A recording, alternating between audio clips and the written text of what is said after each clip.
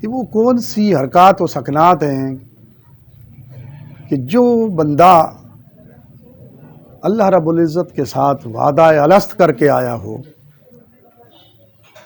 اور اس دنیا میں آنے کے بعد وہ اپنے رب کی قربتوں سے دور ہو گیا. اللہ ماشاء اللہ میں ہر ایک کی بات نہیں کر رہا، جو دور ہو گئے ہیں ان کی بات کر رہا ہوں.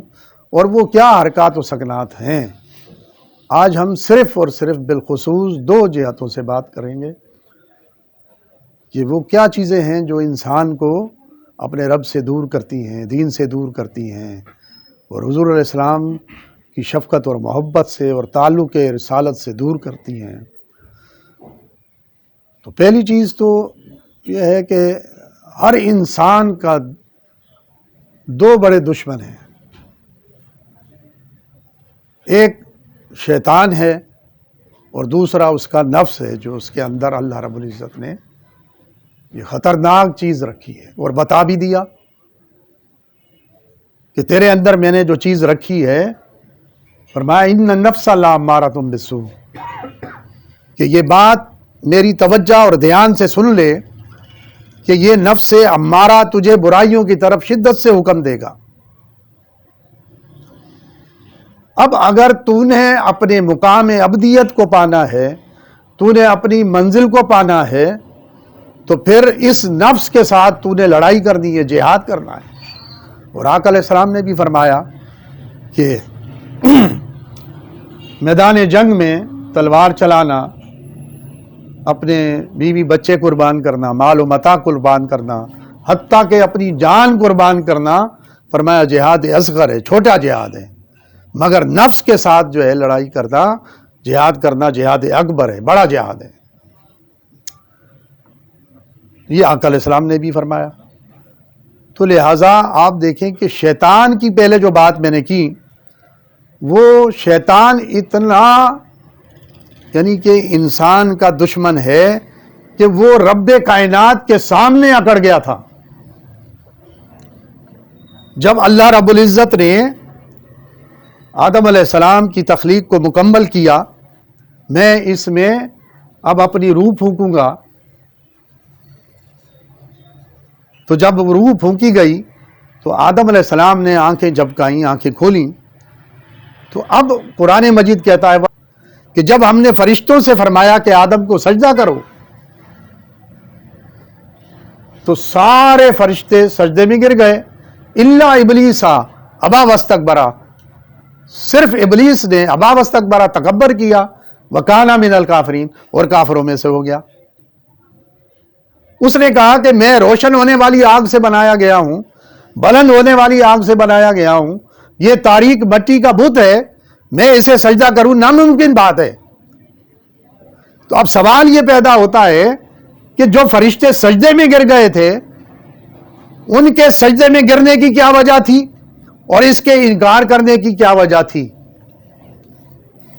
میں ایک لطیف نکتے کی طرف دھیان توجہ دلوانا چاہتا ہوں کہ یہ کیا وجہ تھی کہ وہ سارے سجدے میں گر گئے، فرشتے جو تھے، مگر فرشتوں کا سردار ہے وہ سجدے میں نہیں گر رہا، جبکہ سب سے پہلے جو ہے سردار کو یہ عمل کرنا چاہیے تھا.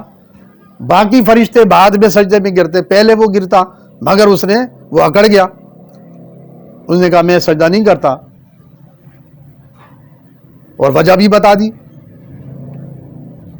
کہ یہ تاریک مٹی کا بت ہے، میں اس کو سجدہ نہیں کرتا، میں تو روشن ہونے والی آگ سے بنایا گیا ہوں. تو وہ جو اللہ نے فرمایا نا کہ میں اس میں اب اپنی روح پھونکوں گا، تو وہ جو اپنے نور کا قطرہ ایک آدم کے اندر چھوڑ دیا تھا علیہ السلام، تو وہ جو چراغ بن کر تمتما رہا تھا، وہ تو فرشتوں کو نظر آ رہا تھا، مگر اسے نظر نہیں آیا، اصل فرشتہ نہیں تھا، کیونکہ جنوں کی تخلیق انسانوں سے پہلے ہوئی ہے.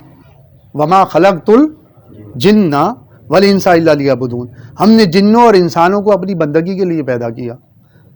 اب کیا ہوا کہ جب بندگی کے لیے پیدا کیا اور بندگی کا حق ادا نہ ہوا، وہ گناہوں کی طرف چلے گئے، تو اللہ نے ان کو نیست و نابود کیا، سزا دی، انہیں صفحہ ہستی سے مٹا دیا. ان میں سے یہ ایک بچہ تھا، چھوٹا تھا، معصوم تھا، تو یہ بچا، اس کو اٹھا کر اللہ پاک نے ملائکہ کی صحبت میں رکھ دیا۔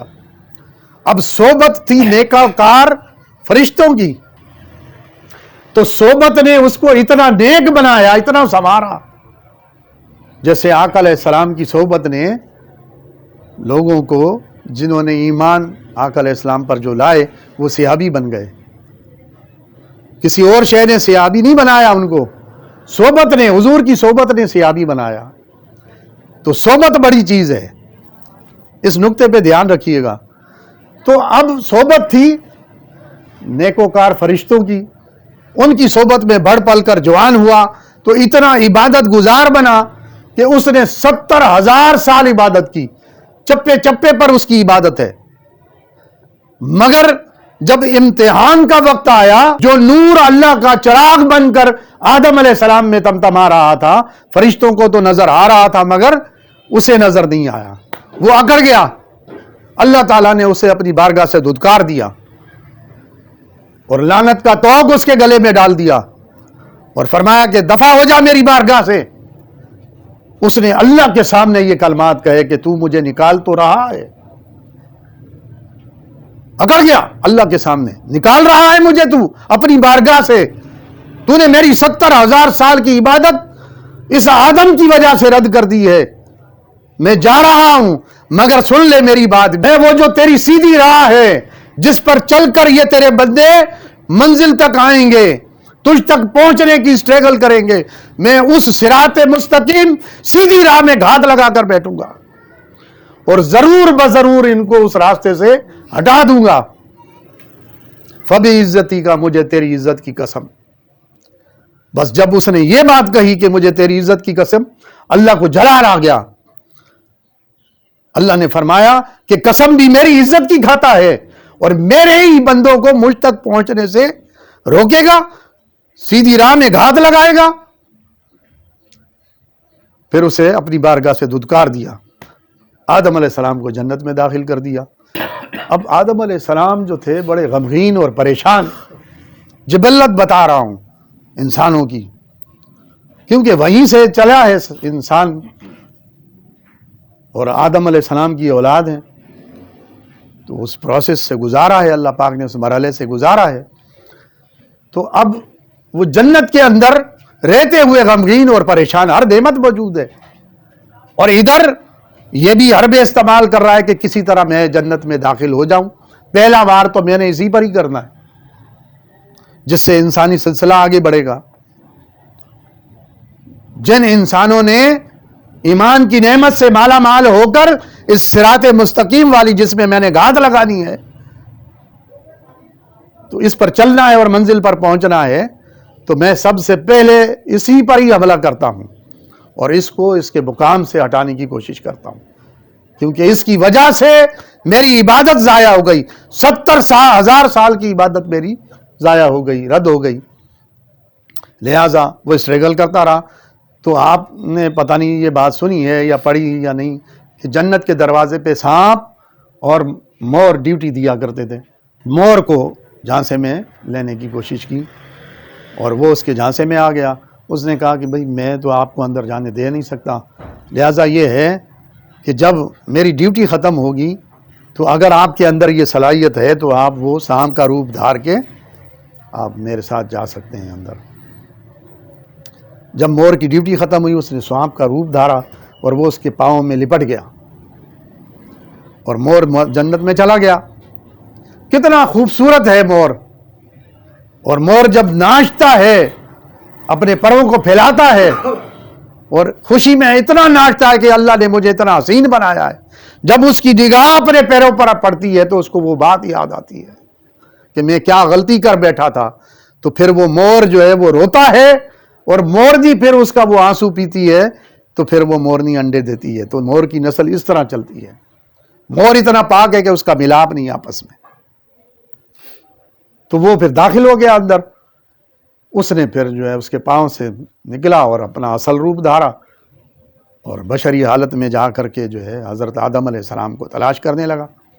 اور آدم علیہ السلام کو اللہ پاک نے فرمایا کہ تو کیوں غمگین رہتا ہے؟ اتنا پریشان، اتنا دکھ، ہر نعمت موجود ہے. فرمایا کہ میں اس لیے غمگین رہتا ہوں کہ وہ جو میرے درجے بلند کیے تھے، جو میں نے جلوہ کیا تھا اس وقت، جس دن مجھ میں روح پھونکی تھی اور میں نے آنکھیں جھپکائی تھی، جو میں نے وہ جلوہ کیا تھا، ہر نعمت موجود ہے مگر وہ نعمت مجھے نظر نہیں آتی اس جنت میں. اس جلوے کی تڑپن میں تڑپتا ہوں. اللہ نے فرمایا کہ پھر ٹھیک ہے آدم، تو یہ خیمہ تجھے عطا کرتا ہوں جنت میں، اس پہ رہا کر، تجھے راحت و سکون ملے گا. مگر آدم علیہ السلام کو سکون اور راحت نہیں میسر آ رہی. پھر اللہ نے پتھر دے دیا کہ آدم اس پتھر پر بیٹھا کر، تجھے سکون ملے گا. مگر آدم علیہ السلام پھر بھی غمگین اور پریشان رہتے تھے. تو ادھر یہ بھی آ کر آدم علیہ السلام سے مل گیا اور اس نے کہا کہ بھئی جنت میں ہر نعمت موجود ہے، تو آپ اتنے غمگین پریشان نظر آتے ہیں، کیا وجہ ہے؟ انہوں نے کہا کہ میرا مسئلہ تو یہ ہے، پرابلم یہ ہے کہ وہ جو میں نے نور دیکھا تھا، وہ جو جلوہ کیا تھا میں نے، بس اس جلوے کی تڑپن میں تڑپتا ہوں. بے شک ہر نعمت ہے مگر اس میں مجھے کوئی لذت نہیں، اس میں کوئی مجھے دلچسپی نہیں. بس مجھے اس یار سے محبت ہے، میں اس کا جلوہ کرنا چاہتا ہوں. اس نے نفسیاتی حربہ استعمال کیا، اس کا تو ایک ہی حل ہے. تو آپ آدم علیہ السلام نے اس کو پکڑ لیا، یعنی آپ مچل گئے، آپ کی طبیعت مچل گئی کہ جیسے کوئی پیاسے کو پانی کا پتہ بتا دے، کوئی بھوکے کو روٹی کا پتہ بتا دے، تو وہ اس کو چھوڑتا نہیں ہے کہ جب تک مجھے وہ نعمت مل نہ جائے. کئی دن کا بھوکا ہو، پیاسا ہو. تو پکڑ لیا، کہا کہ کیا حل ہے اس کا؟ کہا کہ دیکھو تمہیں کہا کہ یہ جو نعمت ہے، جہاں سے جو جی چاہے سو کھاؤ. لا تقربا ھذ الشجرہ، بڑی خاص بات کر رہا ہوں. ہم یہ گندم کھاتے ہیں، صوفیاء کرام کیوں اس کو کم استعمال کرتے ہیں، کم کھاتے ہیں؟ ہائے ہائے ہائے. لا تقربا ھذ الشجرہ، اس درخت کے قریب نہ جانا، اس پودے کے قریب نہ جانا، اللہ نے منع فرمایا تھا. کہا کہ دیکھو تمہیں سب اجازت دے دی، اس کے قریب بھی جانے سے منع کر دیا، تو اب کیا کریں؟ آدم علیہ السلام پہلے ہی عشق میں غرق تھے. انہوں نے کہا کہ بھئی یہ اگر حل ہے تو پھر تو بات سمجھ میں آتی. نفسیاتی حربہ تھا اس کا، شیطان کا. انہوں نے وہ کھا لیا تو اب حاجت آئی، حاجت پیش آئی تو اللہ نے فرمایا آدم میری جنت سے باہر آ جاؤ. لیکن یہاں پر ایک بڑی قابل توجہ بات ہے جو اکثر لوگ کر جاتے ہیں اور گناہگار ہوتے ہیں، کیونکہ اللہ پاک نے قرآن مجید میں یہ بات نہیں فرمائی. وہ کہتے ہیں کہ آدم خطا کا پتلا ہے. آپ نے اکثر سنا ہوگا یہ آدم خطا کا پتلا ہے. یہ نہیں کہنا چاہیے. بھئی آج کے دور کے اندر کوئی روحانی بزرگ، کوئی پیر صاحب اپنا جانشین کسی کو مقرر کریں، کسی کو اپنا خلیفہ بنائیں، تو وہ اس کی تمام تر صلاحیتوں پر بھروسہ اعتماد کر کے پھر اس کو بنائیں گے. ایسے نہیں دیں گے اس کو خلافت. خلیفہ بنا رہے ہیں تو سب سے پہلا خلیفہ اللہ نے آدم علیہ السلام کو اپنا بنایا. فرمایا وَإِذْ قَالَ رَبُّكَ لِلْمَلَائِكَةِ إِنِّي جَاعِلٌ فِي الْأَرْضِ خلیفہ. اور یاد کرو جب تمہارے رب نے فرمایا فرشتوں سے کہ میں زمین پر اپنا نائب مقرر کرنے والا ہوں، خلیفہ بنانے والا ہوں، تو فرشتوں نے بھی آبجیکشن کیا تھا. انہوں نے کہا کہ باری تعالیٰ اس میں سے بنائے گا، یہ تو زمین پر جائے گا، خون ریزی کرے گا، فساد پھیلائے گا. ہم میں سے بنا، ہمارے گناہ سے پاک ہے. اللہ نے فرمایا انی اعلم ما لا تعلمون، تم مجھے مشورہ نہ دو، میں تم سے بہتر جانتا ہوں.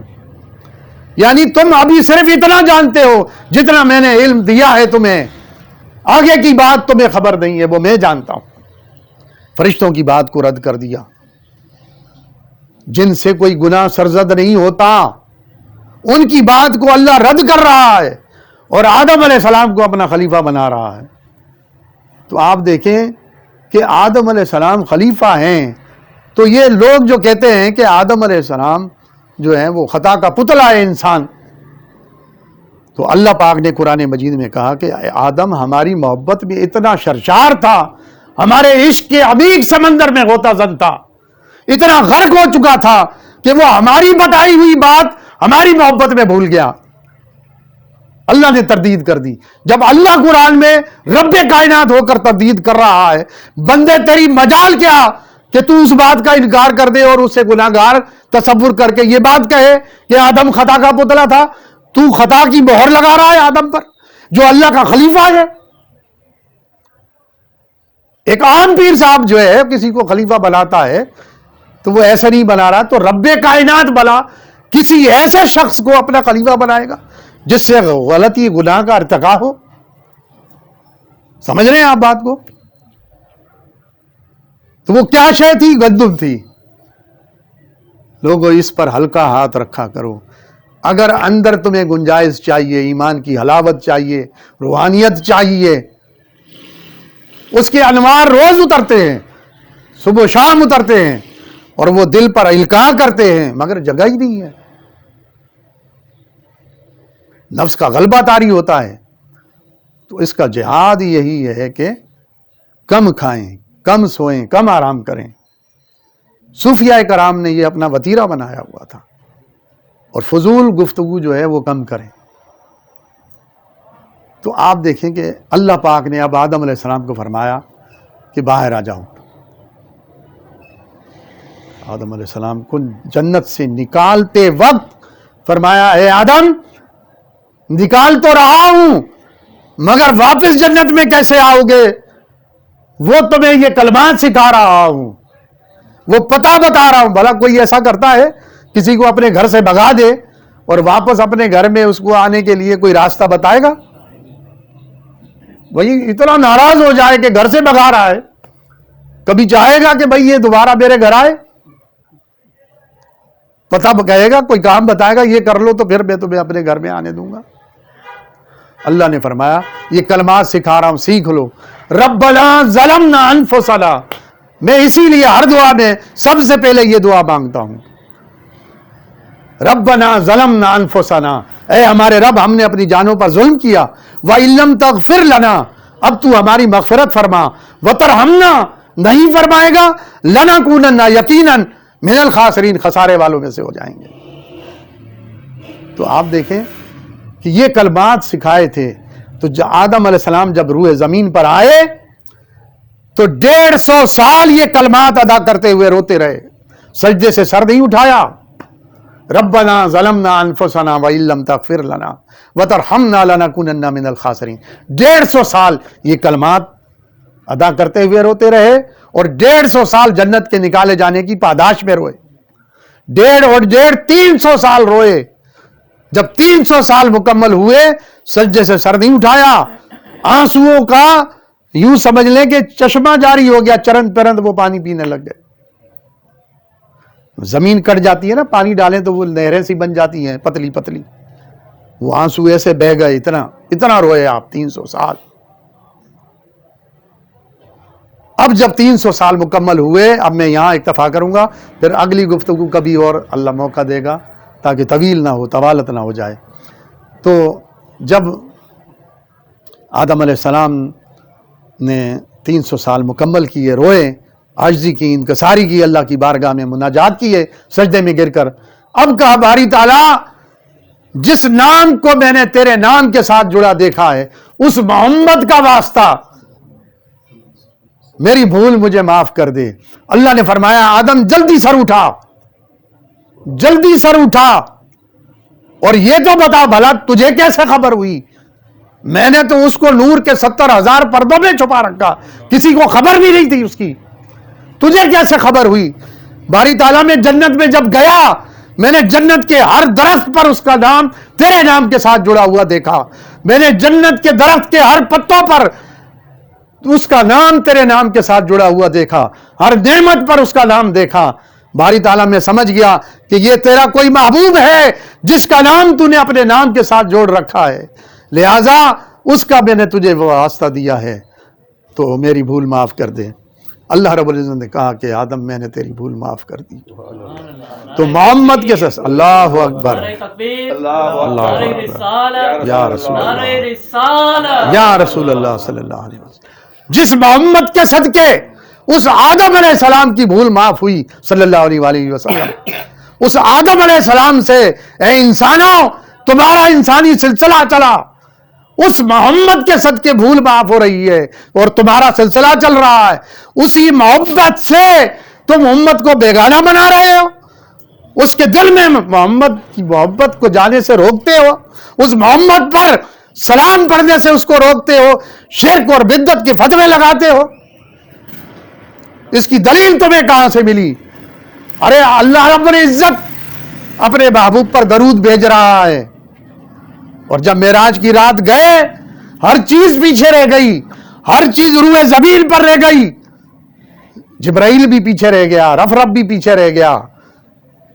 اب وہاں سے آقا کا سفر شروع ہوا ہے، تو جب آقا نے سفر شروع کیا اللہ نے فرمایا کف یا محمد انہ رب یصلی، اے محمد صلی اللہ علیہ وسلم رک جا، تیرا رب تجھ پر درود بھیج رہا ہے۔ اب بتائیں آپ، یہ درود حضور پر بھیجنا سنت الہیہ ہے، اور ایک درود پڑھنے کا معنی یہ ہے کہ 10 گناہ معاف ہوتے ہیں، 10 نیکیاں اعمال نامے میں داخل ہوتی ہیں، اور 10 درجے بلند ہوتے ہیں بندے تیرے۔ تو کس کام سے روک رہا ہے؟ تو میں یہاں پر اکتفا کرتا ہوں۔ اللہ رب العزت اس پر اور قرآن مجید پر جو ہم نے سنا اس پر عمل کرنے کی توفیق عطا فرمائے، اور اس قرآن مجید کے صدقے اور حضور علیہ السلام حضرت محمد مصطفیٰ صلی اللہ علیہ وآلہ وسلم کے صدقے ہمارے ایمان میں برکت عطا فرمائے، ہمارے ایمان کو تقویت دے، جذبہ ایمانی اور قوت ایمانی سے ہمارے سینے لبریز رہیں، اللہ اس کے رسول کی محبت سے ہمارے دل آباد رہیں۔ وما علینا الا البلاغ۔